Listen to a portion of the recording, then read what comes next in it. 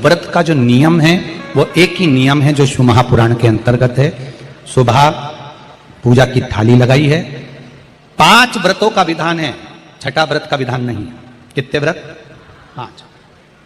सुबह पूजन की थाली लगाई है। पूजा की थाली, अभिषेक का सामान सब लेकर आप मंदिर में जाइए। शिव मंदिर में जाकर बाबा का जल अभिषेक पूजन करिए जिस हिसाब से आप करते आए हो। पूजन की थाली में सामान उतना रखना जो शाम को भी आपके साथ चला जाए, अलग से नहीं रखना पड़े। अलग से केवल शाम को दिए रखो, जल रख लो थोड़ा सा, और बाकी का जो मिष्ठान आप तैयार करोगे बस वो, बाकी का चंदन नबीर गुलाल ये सब सुबह की थाली का रखिए, थोड़ा फल जो भी रख लो। सुबह पूजन करो बाबा का, निवेदन करो, घर आ जाओ, थाली को ढक कर रख दीजिए। शाम को जब जाओ कोई प्रसाद उतना ही बनाओ जितना भगवान के लिए बना रही हो। ये नहीं कि खीर ज्यादा बना ली तो आधी हम यहां ले जाएं और आधी घर के लिए छोड़ दें, नहीं, उतना ही बनाओ जितना भगवान के लिए जाएगा, जिसमें से 3 हिस्से होंगे। एक पात्र में भरकर ले जाओ, दोने ले जाओ, कटोरी ले जाओ, प्लेट ले जाओ, जो तुम्हारी मर्जी पड़े, कागज ले जाओ, जो तुम्हारा मन पड़े वो ले जाओ। 6 दिए लेकर जाओ, बाबा के मंदिर में जाकर पूजन अर्चना करो। शाम को अभिषेक नहीं करना है, केवल छींटा देना है। थोड़ा सा जल जो बचा हुआ है उसमें से थोड़ा थोड़ा छींटा देकर, जल का थोड़ा सा छींटा देकर पूजन आदि कर कर, जैसी पूजन सुबह करी वैसे ही भाव से पूजन करो। 5 दिए थाली में से नीचे रख दो, छठवा दिया भी नीचे उतार दो थाली में से। 5 दिए लगाना जब प्रसाद के 3 हिस्से पूरे कर दो, प्रसाद के 3 हिस्से रख दो नीचे, फिर दिए लगा दो 5। एक दिया उठाकर जिसको जलाया नहीं है वापिस अपनी थाली में रख दो। 5 दिए प्रज्वलित कर कर बाबा को निवेदन कर दो, बाबा आज मेरा पहला पशुपति व्रत है, इसको स्वीकार करना। दिल से बाबा इस कार्य के लिए मैंने करा है, इसको स्वीकार कर लेना। बहुत सुना बाबा पशुपति व्रत में कर रही हूं, मैं भी पूर्व में ना जाने कितनी योनियां ली होंगी, कौन सा मैंने बेकार कर्म करा होगा जो आज मुझे दुख भोगना पड़ रहा है। इस दुख को आप मिटा सकते हो क्योंकि आपका नाम पशुपति नाथ है। आप इसको मिटाइए, विनय करो, बाबा से विनती करो। एक दिया, एक प्रसाद का हिस्सा थाली में लेकर आ जाओ, बाबा को निवेदन कर कर, बाकी का वहां छोड़कर एक दिया, एक प्रसाद का हिस्सा लेकर आ जाइए। एक दिया, एक प्रसाद का हिस्सा लाए, घर के अंदर प्रवेश करते समय सीधे हाथ की ओर बैठकर, अपने घर की ओर मुख कर कर सीधे हाथ की ओर उस दिए को घर के बाहर प्रज्वलित कर दो। भगवान से विनती करो, भोलेनाथ आप मेरे घर में प्रवेश कर कर मेरा कार्य सिद्ध करें। बाबा को निवेदन कर कर अंदर जाइए। भोजन करने से पहले जो मीठा है, एक हिस्सा प्रसाद का है, उसको खा लीजिए। उस हिस्से में से किसी को नहीं देना, चाहे घर में बच्चे हों चाहे बड़े हों। उस प्रसाद का हिस्सा केवल तुमको खाना। पहले प्रसाद खाइए, उसके बाद में फिर भोजन करिए। एक समय फलाहार कर सकते हो, दूसरे समय भोजन कर सकते हो। इसमें जरूरी नहीं कि आपको मीठा ही खाना है। शाम का जो प्रसाद बनेगा वो मीठे का ही भोग लगेगा। सुबेरे आप आराम से नमकीन का भी फलाहार कर सकते हो, मीठे का भी फलाहार कर सकते हो। फलाहार के लिए कोई मना नहीं है, फलाहार आप कैसा भी कर सकते हो। पर भोजन जब करोगे, अन्न जब खाओगे, जब पहले भगवान का प्रसाद खा लो। 4 पशुपति व्रत पूर्ण हो, बीच में अगर कहीं रजस्वला धर्म आ गया, आपको पूजन नहीं करना है, घर में कोई सूतक सावड़ आ गया, या कोई व्रत फंस गया, एकादशी आ गई, या कोई व्रत आ गया, तीज आ गई, चतुर्थी आ गई, जिसका व्रत करते हुए आए हो, तो पशुपति व्रत उस दिन मत करो, फिर अगले सोमवार कर लेना। 3 हो गए, एक रह गया बीच का, उसको अगले में करो, वो चौथे में गिनती में आ जाए। 5वां छूट गया, कोई बात नहीं, 1 महीने बाद तो होगा, 8 दिन बाद तो होगा, 15 दिन बाद तो होगा, फिर उसको गिन लो, 5वां हो जाए। महाराज ऐसे 5वां व्रत जब आए, 5वें व्रत के दिन शाम को जब पूजन करने जाओ, एक श्रीफल, कुछ रुपए, 11 रुपए आदि जो भी है, नारियल पर रखकर बाबा को विनय कर कर, बाबा आज मेरा पशुपति व्रत पूर्ण हो रहा है, आपकी कृपा हो, मेरी झोली भरना बाबा, विनती करो। और वो श्रीफल रुपया रखकर 5 दिए लगाकर, एक दिया वापिस लेकर, एक हिस्सा प्रसाद का लाकर देहली पर अपने वही दिया लगाकर अंदर प्रवेश कर कर भोजन ग्रहण करो। बाबा को निवेदन कर लो। पशुपति व्रत का कोई उद्यापन नहीं है, पशुपति व्रत का एक ही उद्यापन है, जो श्रीफल और 11 रुपए आपने मंदिर में रखे हैं, वो उद्यापन के भाव से रखे हैं, भगवान को नमन कर कर रखे हैं। ये पशुपति व्रत। अब दुनिया के लोग इसको पशुपति व्रत को कहीं इतनी बत्ती लगा दो, तो इतनी बत्ती का दिया लगाओ, तो ऐसा करो, तो गलत। उसका नियम जो है वो एक ही, उस नियम के अलावा कोई नहीं। आप प्रेम से करो, स्नेह से करो, उसको दिल से विचारो, मन से विचारो। शंभो शरणे पड़ी, मांगो घड़ी रे घड़ी, दुख काटो दया करी निदर्शन। आप दिल से उसका स्मरण, ये पशुपति व्रत है। एक व्रत करने के बाद अगला जब व्रत करो तो थोड़ा रुक कर करना, एक साथ लगे लगाए व्रत ना करिएगा, थोड़ा रुक कर करिए, इंतजार करो 3 महीने का कि बाबा मेरी ऊपर कृपा जरूर करेगा। दिल से करा है तो वो दिल से देगा, झोली भर कर देगा, ये निश्चित है। उसका व्रत फल देता है। करना जरूरी नहीं है कि व्रत माताएं करेंगी, पुरुष कर सकता है, बच्चे कर सकते हैं, बूढ़े कर सकते हैं, बड़े कर सकते हैं, बेटा बेटी कर सकते हैं, नवयुवक बच्चे कर सकते हैं, पर दिल से करो उस पशुपति व्रत। कोई आपका दूसरा व्रत फंस गया है तो पशुपति व्रत को छोड़ दो। उस दिन आपका जो व्रत है, एकादशी हो, चतुर्थी हो, तीज हो, छठ हो, उसको कर लो। नवरात्रे फंस गए, नवरात्रे कर लो, उसके बाद कर लेना पशुपति। जितने व्रत रह जाए उस व्रत को बाद में। महाराज शिव कृपा, व्रत एक ही मंदिर में करना। जिस मंदिर में पहला व्रत करा है उसी मंदिर में 5 व्रत करना। ये नहीं कि हम मायके में 2 व्रत करके आ गए और तीसरा व्रत हमने ससुराल में कर लिया। नहीं, 2 व्रत करके मायके से आ गई हो तो 3 व्रत भी मायके जाके ही करना। अगली बार ऐसे जाना कि सोमवार बीच में फंस जाए और तुम 1 व्रत करके आ जाओ। मायके में अगर व्रत कर रही हो तो अपनी पूजन का सामान अपने ही रुपए का होना चाहिए, मायके के पैसे का नहीं चाहिए।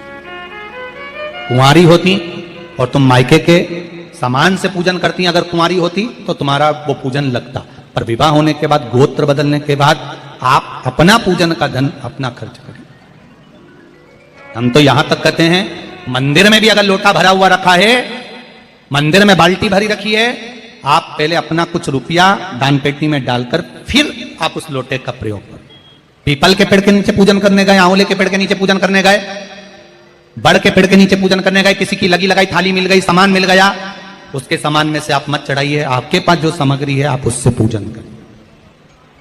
अपने पड़ोसी से 1 रुपया भी मांगकर भगवान को मत दीजिए। जिस भगवान को देते हो उस भगवान को बुरा लगता है कि मेरे सामने खड़ी होकर हाथ पड़ोसी के आगे फैला रही है, तुम मुझसे मांग, मैं तुझे झोली भर कर दूं। प्राप्त हुआ। बहुत सुंदर प्रश्न है आपका गुरुजी। पशुपति व्रत में जो 6 दिए लगाए जाते हैं उसमें बत्ती गोल लगाना चाहिए कि लंबी लगाना चाहिए? प्रश्न बहुत अच्छा है, एक बार जोरदार ताली बजाओ भगवती साहू के लिए। बहुत अच्छा प्रश्न है। हमने पहले भी कथा में कहा कि शंकर भगवान के मंदिर में पार्वती भी है, शिव भी है, दोनों विराजमान है। आप दोनों तरह की बत्ती शंकर के मंदिर में लगा सकते हैं। जहां देवी के मंदिर में अकेली देवी होती है तो वहां पर फिर लंबी बत्ती का क्रम आ जाता है। पितरों की पूजन हो रही होती है, लंबी बत्ती का क्रम आ जाता है। पर जहां पर देवाधिदेव महादेव भी हैं, पार्वती भी है, वहां आप गोल भी बत्ती समर्पित कर सकते हो और लंबी भी बत्ती लगा सकते हो, उसमें कहीं दोष नहीं आएगा। फिर आपने वर्णन करा 5वां व्रत पूर्ण होने पर 108 पुष्प या चावल बेलपत्र चढ़ाते हैं। सबको एक साथ चढ़ा देना चाहिए कि एक एक करके चढ़ाना चाहिए? वैसे शास्त्र रीति के अनुसार पशुपति व्रत में जो 5वां सोमवार पूर्ण होगा और आप 108 अगर कोई वस्तु चढ़ा रहे हो तो एक एक कर श्री शिवाय नमस्तुभ्यम, श्री शिवाय नमस्तुभ्यम, एक एक कर चढ़ाना चाहिए। एक साथ हाथ में लिया और एक साथ नहीं चढ़ाना, एक एक कर समर्पित। बहुत अच्छा प्रश्न है। एक प्रश्न जो आपने किया था उसका उत्तर इस कथा में चल रहा है, नंदी वाला।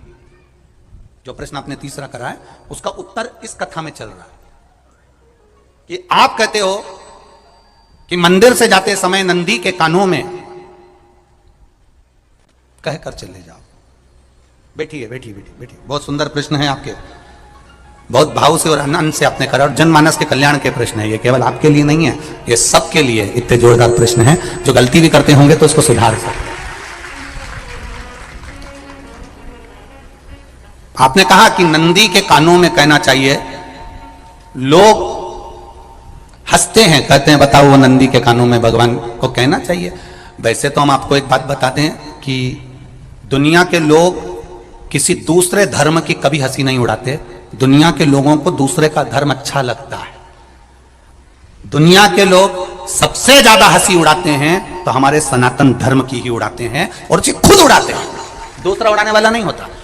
दूर के ढोल हमें समझ में आते हैं, उसका धर्म हमें समझ में आ गया, उनका क्या है, ऐसा है, आओ कुछ नहीं, उनके धर्म में ऐसा है, कितना आनंद हमें दूसरे के धर्म में लग रहा है, और हमारा सनातन धर्म हमको बुरा लगता है, हमारे सनातन धर्म हमें बुरा लगने लगा। अरे भाई, लोग कहते हैं कि नंदी के कान में कहते हो, ये कोई हमारे पुराणों में या शास्त्रों में लिखा है? भगवती बहन साहू, आपको धन्यवाद देना चाहूंगा और एक बात कहना चाहूंगा, जितनी भी शिव महापुराण के अंतर्गत चाहे उपाय जो बताए जाते हैं कि बेलपत्री ऐसे चढ़ाना, काली मिर्च ऐसे चढ़ाना, चावल ऐसे चढ़ाना, धतूरा का क्या महत्व है, शमी के पत्ते का क्या महत्व है, बेलपत्री के पत्ते का क्या महत्व है, ये जितनी भी बातें बताई जाती हैं ये सब पुराण के अंतर्गत से बताई जाती है। अब दुनिया के लोग इसको चाहे टोटका कह दें, चाहे दुनिया के लोग इसे टोना कह दें, पर पुराण से हटकर कुछ नहीं। और आप लोगों को अगर बोला है कि नंदी के कान में कहकर भगवान शंकर के मन में बात पहुंचे, तो ये क्यों कहा, तो ये भी हमारी शिव महापुराण में लिखा है, जलंधर के चरित्र में। कोई आपसे कहे कि नंदी के कान में बोलने से क्या होता है, ये जलंधर का चरित्र कह रहा है। मां पार्वती जी का हस्त कमल पकड़कर जलंधर लेकर जाने लगा, वृंदा का पति लेकर जा रहा।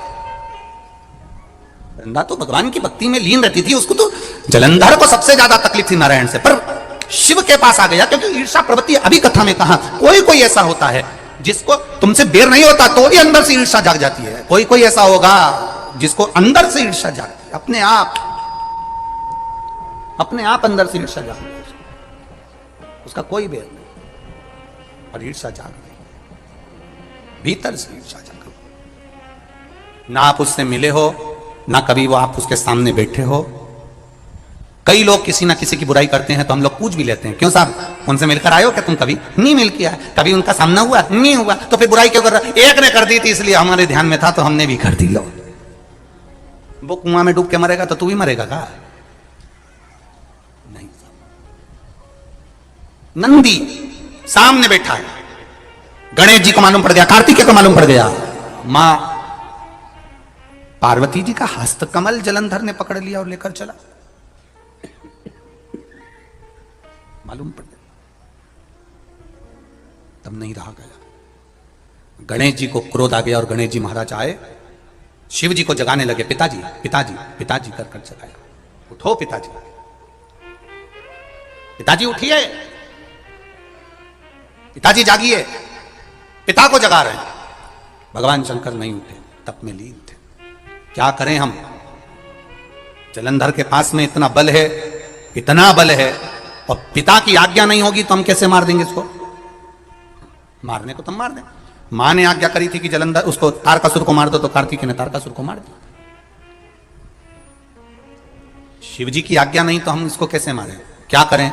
सब कुछ गणेश जी ने देख लिया, शंकर जी के ऊपर बहुत बहुत बहुत बहुत प्रार्थना कर कर देख ली, पर शंकर जी नहीं जागे। तब आखिरी में विनायक ने, गणेश ने, जितने लोग आस्था चैनल पर कथा सुन रहे हैं, जितने लोग फेसबुक यूट्यूब पर कथा सुन रहे हैं, इस बात को याद रखना कि नंदी के कान में कहने से क्या होता है वो ये इस कथा से सीख लेना। आखिरी में गणेश जी को लगा किसको कहूं, शंकर जी भी तप में हैं, नंदी भी तप में हैं, मैं किसको कहूं?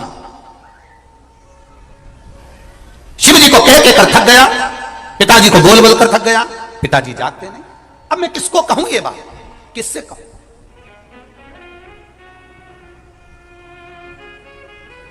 विनायक गए सीधे अब नंदी के पास में। नंदी भी तप में लीन थे, शंकर जी की ओर मुख था, शंकर जी की ओर मुख था।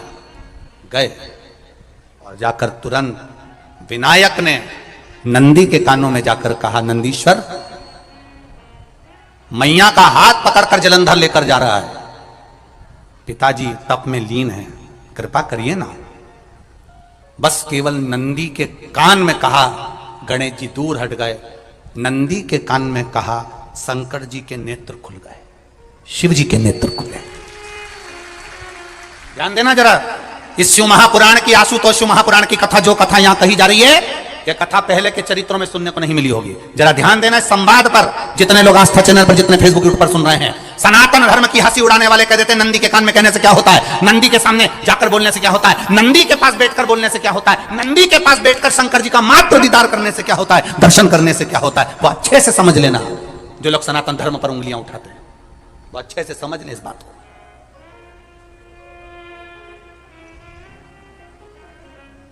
क्या होता है, नंदी तप में लीन, शिवजी तप में लीन, शिव नहीं उठ रहे, विनायक ने नंदी के कानों में जाकर कह दिया, नंदी के कान में जाकर कहा, नंदी के नेत्र नहीं खुले, नेत्र किसके खुले, जम के बोलो, महादेव के खुले, शिव जी के खुले।